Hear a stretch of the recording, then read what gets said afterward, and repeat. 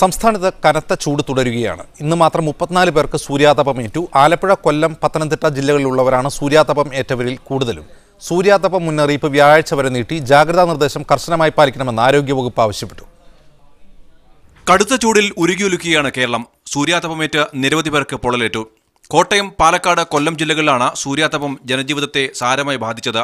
വൈക്കം സ്വദേശി അരുൺ, ഏറ്റുമാനൂർ സ്വദേശികളായ സജി, തങ്കച്ചൻ, കോട്ടയം സ്വദേശി ശേഖർ എന്നിവർക്കാണ് സൂര്യാതപമേറ്റത്.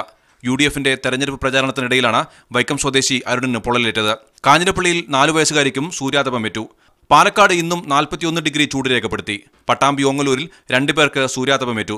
ഇടുക്കി രാജാക്കാട്ട് കർഷകനും കൊല്ലം പുനലൂരിൽ KSRTC കണ്ടക്ടർക്കും ജോലിക്കിടയിൽ പൊള്ളലേറ്റു. കൊച്ചിയിലും കനത്ത ചൂട് തുടരുകയാണ്. ഇന്ന് ഉച്ചയോടെ മൂവാറ്റുപുഴയിൽ യുവതിക്ക് സൂര്യാതപമേറ്റു.